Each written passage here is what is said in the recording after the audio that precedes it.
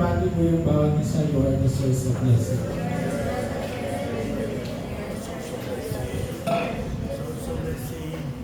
Yes, naway tayo po lahat ay magkaroon ng kasagutan po mula sa kanyang salita. And of course, hindi lang to nandito lang sa church, or I hope mapangawakan natin to sa buong week. No? Start muna tayo sa buong week kasi challenging siguro ang buong buhay na natin. No? So, let us be successful na to hold on this message for the whole week. And may we receive answer po.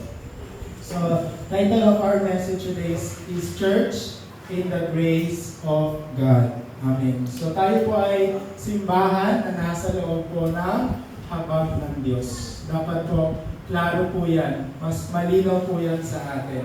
Amen. Sa ating pong introduction, ang sabi po dyan, in the flow of God's faith. So, dapat po tayo ay magpasalamat po na nasa loob po tayo ng pananampalataya ng Diyos. Kaya okay naman yan. Huwag na naman na ito. Para makapag-concentrate tayo. So, we must be thankful patungkol sa lahat ng ito. Na ano pong sabi dyan? We are in the flow of God's faith. Ano pong ibig sabihin doon? Tinanggap po natin yung pananampalataya ng Diyos bilang siya po ay Creator. We have received the faith of God as a Creator. At the same time, tinanggap natin yung faith of God as a Savior. So we must be thankful about this. And we have confidence na everything po ay nasa loob ng God's sovereignty po. No? God, absolute sovereignty. At lalo na po na tayo ay dinagay ng Diyos sa 5 assurance. Dun sa proseso, tayo ay sinasamahan ng Diyos sa 5 assurances. Hindi ko na po babanggitin, for sure, alam na po yung 5 assurances. No? Imay natin siya palagi. Gawin natin siyang sa atin. Huwag natin isipin na itong 5 assurance, alam ko to, 100% dinuturo to sa simbahan namin. Pero kung hindi mo siya gagawin sa'yo, mawawalan lang siya ng silbi. So you need to make it as your own, yung 5 katiyakan po. Amen? For number 2, in the flow of God's covenant. So saan ba na ipapakita ng Diyos yung kanyang pananampalataya? Walang iba po kundi sa kanyang tipan o sa kanyang pangako. Walang iba po kundi sa kanyang salita. Kaya yung binasa po natin kanina is Genesis 1:1 until the end of the Bible, yung Revelations 22 verse 21. Kasi sa buong simula pa lang po ng Word of God hanggang matapos, lahat po yun ay covenant from God. So kailangan natin yung manghawakan. Huwag natin siyang ilos.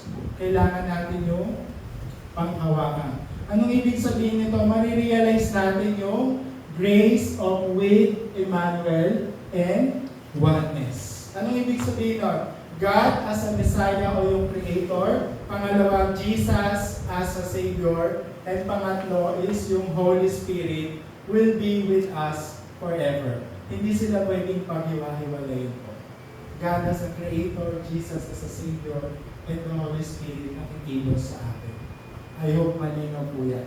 Para po yung papel ng 3-in-1, di ba? Hindi mo siya pwedeng paghiwa-hiwalayin. Kumikilos sila as one.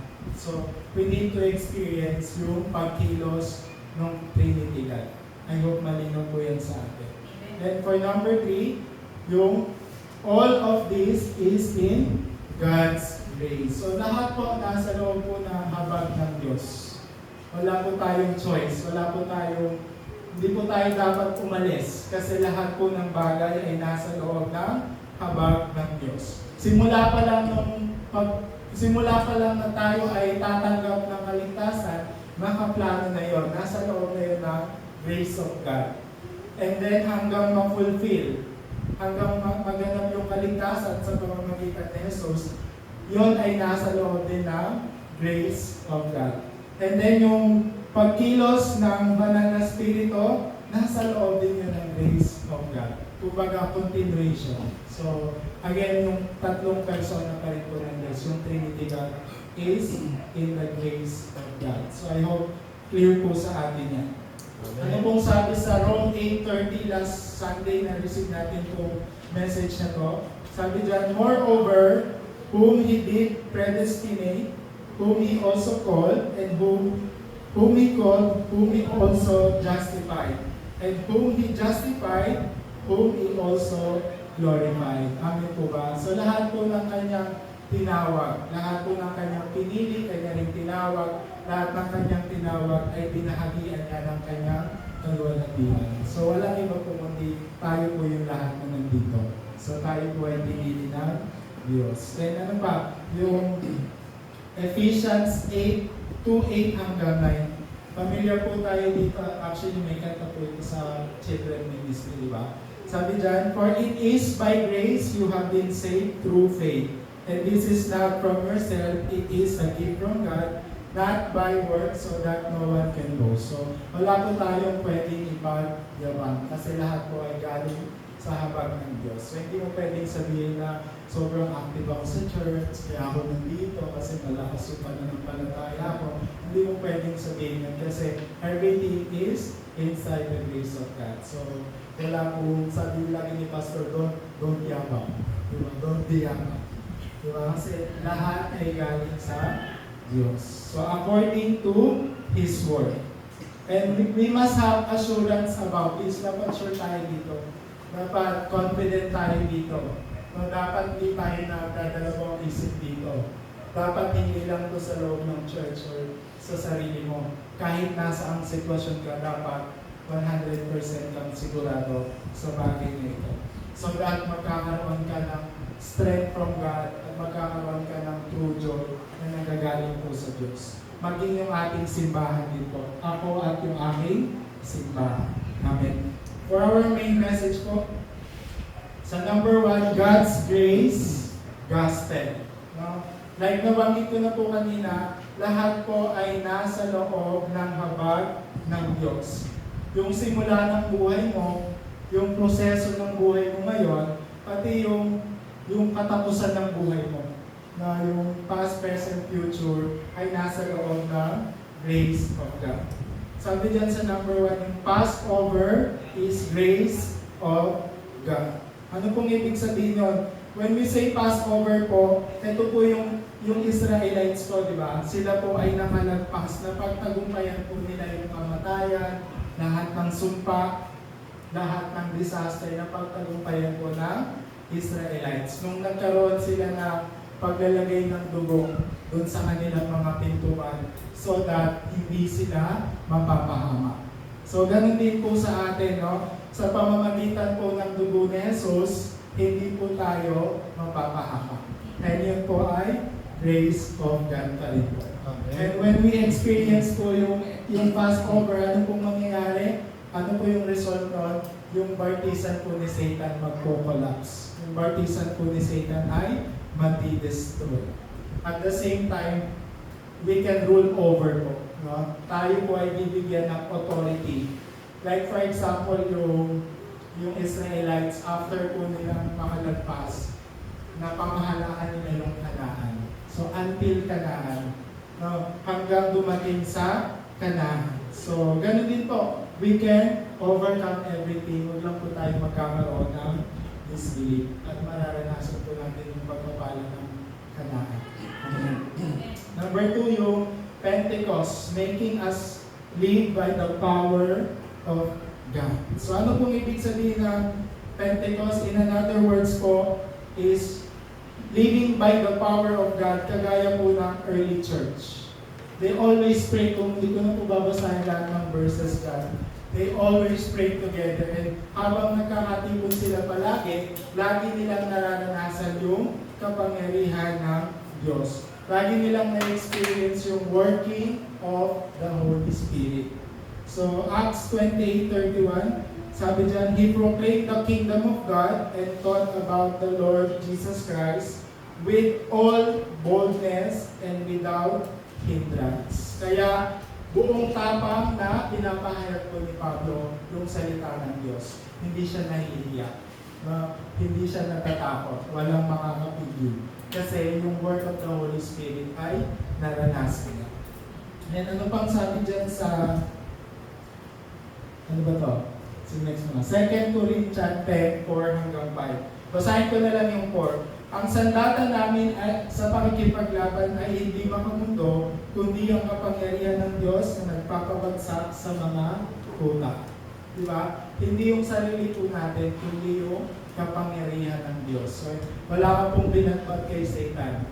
Wala po tayong binagpag kay Satan. But by the power of God, we can overcome Satan. Pwede natin siyang mamaktapakan parang ipis. Diba? Anong ginagawa sa ipis? Ginagawa. So we can do it through Satan. Sabi dyan sa isa pang verse, ang Diyos ang bukal ng kapayapaan at malapit niya nang pasukuin sa inyo si Satanas. Next mo na. Ayan o. Kaya-kaya po natin pasukuin si Satan. Luluhod po. Yung term po dyan, luluhod sa harapan natin si Satan. And number 3 po yung ingathering. Ano pong ibig sabihin nito? Tayo po ay may background ng trono ng Diyos. We have the background of throne of God. And ano yung result? We will experience po yung fruit of the Holy Spirit sa lahat po ng ating ginagawa. So you may check kung meron kayo nito. Siyam lang po yung bunga ng banal na spirito. So you may check sa buhay nyo, sa lahat ng ginagawa nyo, sa lahat ng mga actions natin, sa mga bagay-bagay tungkol sa buhay natin, meron ba ako nito? Kasi ito po hindi po pinagbabawal. Wala pong nagbabawal sa fruit of the Holy Spirit. Anong sabi niya? Let's read all together po. Subalit, ang bunga ng Spirito ay pag-ibig, kagalakan, kapayapaan, pagkatyaga, kabalikan, kabutihan, katapangan, kahinambulan at pagpipigil sa sarili. Walang batas laban sa mga ganito. So, wala pong nagsasabi na bawal yan. Na tayo lang talaga yung minsan hindi gumagawa kahit hindi siya bawal. So, we have to experience po yan sa lahat po ng ating ginagawa. Number 2 po sa may irresistible grace. Amen. So, ano po yung first word dyan is yung nevertheless. Sa Tagalog po yata yan is gayon pa man. Tama ba? Gayon pa man. So ano pong ibig sabihin yan? Yung unending healing and recovery po ay may experience natin. Kagaya po ng nangyari sa Israelites. Diba? Bago sila makapunta sa Kanaan, punong-puno po sila ng unbelief. Punong-puno po sila ng hindi pagiging kontento, uncontented. No, lahat na lang ng klase ng disbelief meron sila. Nagkakaroon sila ng grumbling.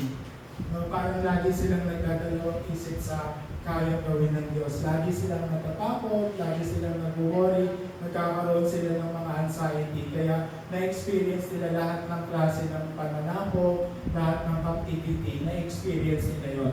Kaya nakalagay dyan yung mga 440, 70, 250, iba-ibang bansa na lang yung nag-captive sa kanila. So, ginagawa nila yung mga bagay na gusto nilang gawin. Pala desisyon ng Israelites nung time na yon. Kaya ano nangyari? Di ba? Hindi pa rin sila pinabayaan ng Diyos. Kaya nung term dyan, nevertheless. Di ba? Gayon pa man, kahit ginawa niyo yan, full of disbelief kayo, full of worry kayo, sige na, tatanggalin ko pa rin kayo sa ganyang sitwasyon. So, hindi ko naman sinabi na gayahin natin sila na, sige, okay lang pala, disbelief lang pala palagi. So, kayo din po yung mahihirapan. So, nevertheless, gagawin pa rin po yun ng Diyos sa atin. No? For sure, we always have, baka lang kanina, baka nga ngayon, meron kayong worries eh. Meron kayong anxiety, meron kayong mga disbelief sa ngayon. So, we have to realize po na God will remove us from this situation. Gayon pa man. Aalisin tayo ng Diyos. Kagaya ng ginawa niya kila Moises, kila Isaiah, kila Pablo, even po sa 7 remnant. So nagawa po ng Diyos sa kanila, kaya pong gawin ng Diyos po sa atin. Amen. So ano pa po? Ang tawag po pala dyan ay irresistible grace. Ano irresistible sa ibang tawag? Hindi mo mapipigilan, hindi ka pwedeng tumanggi sa habag ng Diyos. Amen? For number 2 po, yung word na but. The grace of the gospel sa Genesis 6:8. Si Noah naman po ito. But Noah. So, babalikan po natin yung kwento ni Noah. Last time parang pinanood namin yung movie ni Noah, yung Evans Almighty. Diba? So, si Noah po yung, sa Biblia, siya punong-puno po ng kasalanan yung lugar nila. Para kung may fundamental problem doon sa lugar nila, punong-puno po ng 3 S doon sa lugar ni Noah. Pero dahil kay Noah, na-resolve po yung problema. Kumilos po yung buhay ng Diyos sa pamamagitan ni Noah. Yung time po nila, tinatawag din po yung Nephilim movement. No, pwede nyo pong i-search yan. Medyo hindi po kaaya-aya. Pwede nyo pong basahin sa Bible yung movement of Nephilim. And until now, nangyayari pa rin po yan sa mundo natin, yung movement ng ganito. Sa ibang angalang, sa ibang aspeto. Like for example, yung me-centered. Diba? Yung tao ngayon, normal na lang yung me-centered. Hindi ka na ma-offend pag yung tao me-centered. Diba? Kasi parang yun na yung nagiging culture. Success-centered, diba? Material-centered. So, we have to make sure na wala tayo sa loob ng ganitong klaseng movement. We have to make sure na tayo ay si Noah. Mga kagaya ni Noah.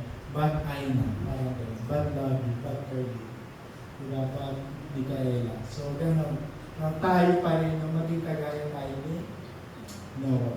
So, sa genealogy po ni Jesus, yung pinagmulan po ni Jesus, kung babasahin po yung siyempre yung first Matthew 1, if you have time, you can check po yan, you can read po yan. May 5 pong babae dyan na involved.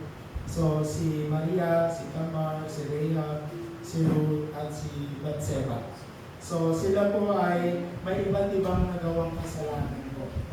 Yung time na yun, for example, si Rahab, isa po siya prostitute. Diba? Sino pa to? Si Tamar, siya po ay natulog sa kanyang father-in-law.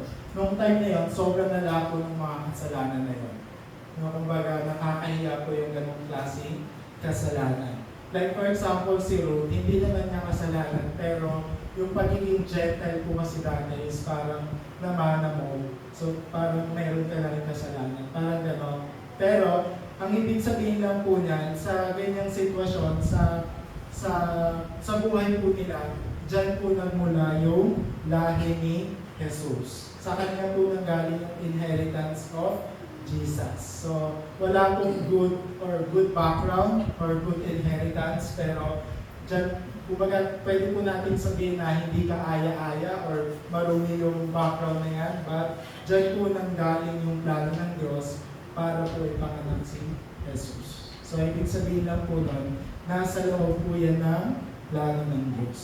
Amen. So, ngayon po for number 2, sa main see, know, and decide. So, ano pong ibig sabihin niya?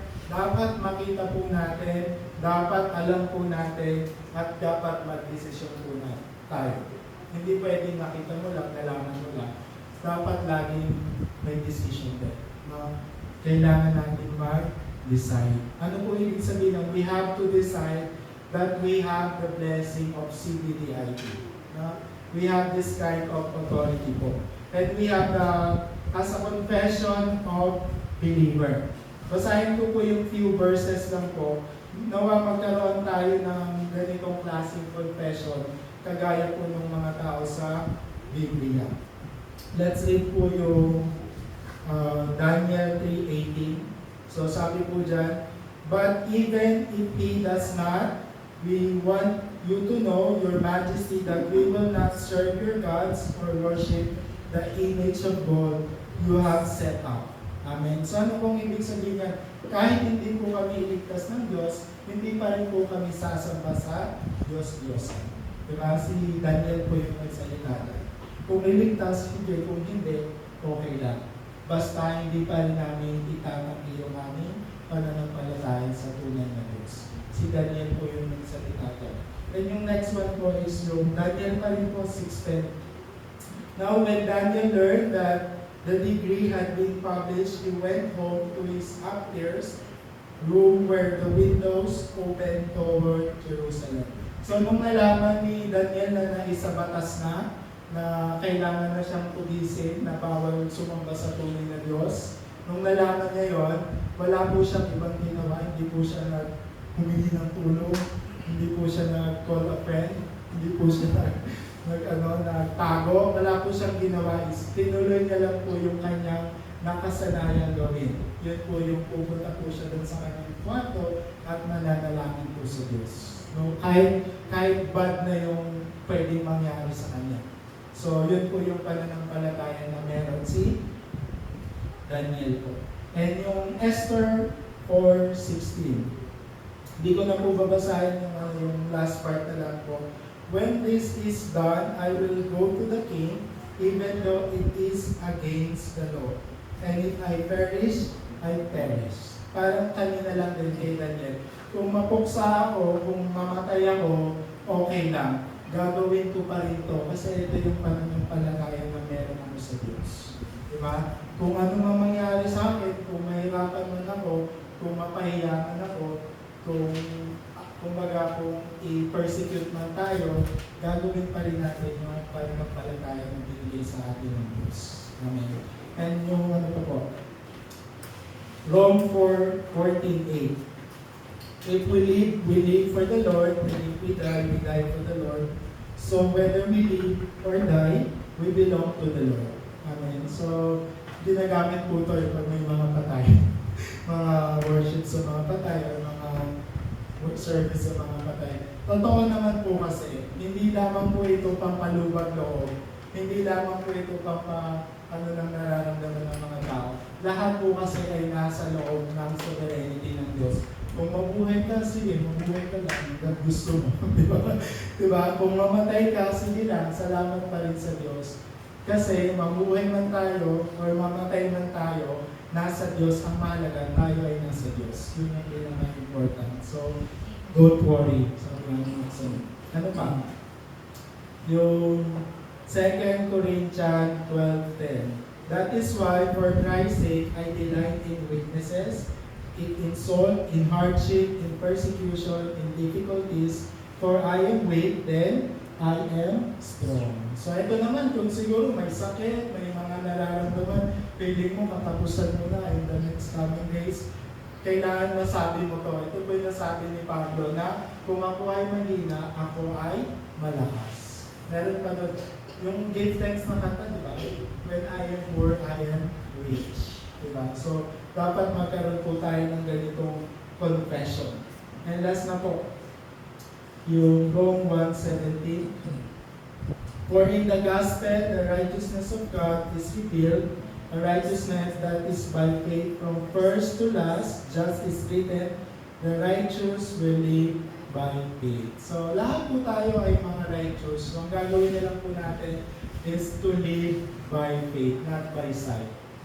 Walking tayo, sabi nga dati, tayo ay mga walking church. Ibig sabihin, namumuhay tayo with our faith. Amen. So, may time pa po ba? Ayan. Share ko na lang din siguro yung kay Hope. Kilala niyo naman si Hope, di ba? Ako honestly, sobrang gusto ko yung story ni Hope sa Biblia. No? Ang Diyos, kung babasahin po natin yung Hope, yung book ng Hope, proud na proud po ang Diyos kay Hope.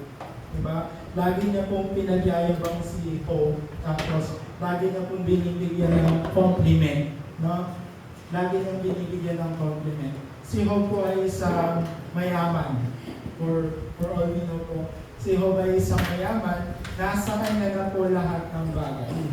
Kaya lang, hinayaan ng Diyos na i-deceive siya ni Satan po. No? Kaya nagkaroon po ng paghihirap si Job. Ano nangyari? Nawala sa kanya lahat. Nawala yung kanyang kayamanan.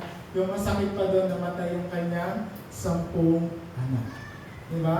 Namatay yung kanyang 10 anak, pero hindi pa rin siya nawala ng pananampalataya sa Diyos. Kaya anong sabi ni Satan? Kasi may kalusugan pa yan kaya hanggang ngayon, nananampalataya pa rin siya So try kaya natin bigyan siya ng sakit. Sigurado ako, susumpain ka na bilang Diyos. Kaya yung sumunod na ginawa ni Satan, hinayaan ng Diyos na bigyan din ng sakit si Job. Pero hindi naman siya sinumpa ng Diyos. Kaya nung sabi na ni Hogo, lahat kasi ay sa Diyos. Lahat ng meron ako, yung mga kayamanan ko, yung mga tawagan yung farm ko, yung mga anak ko, sa lahat yun ay galing sa Diyos. Then siya lang din yung pwedeng kumuha. Diba? Kaya, yun yung naging confession ni Hope. Kahit yung family ni Hope, yung kanyang asawa, yung mga kaibigan niya, na parang, kasi feeling namin nagkaroon ka ng kasalanan sa Diyos, kaya pinaparusahan ka ng Diyos, kaya binigyan ka ng sakit. So yung mga tao sa paligid wala na yung pananampalataya, pero siya hindi pa rin. Ang sabi niya nga hindi naman yata ako nagkasala sa Diyos. Wala akong ginawang kasalanan. Pero ang catch doon, meron kasi siyang original sin. So kaya yun yung nangyari din. Binigyan siya din ng pagsubok ng Diyos. So maging kagaya tayo ni Hope. Kung ang Diyos ang nagbigay, siya din yung pwedeng kumuha. So magkaroon tayo ng ganong confession. For our conclusion, very simple po yung conclusion natin. Okay, saan po galing yan na? Oh, it's okay.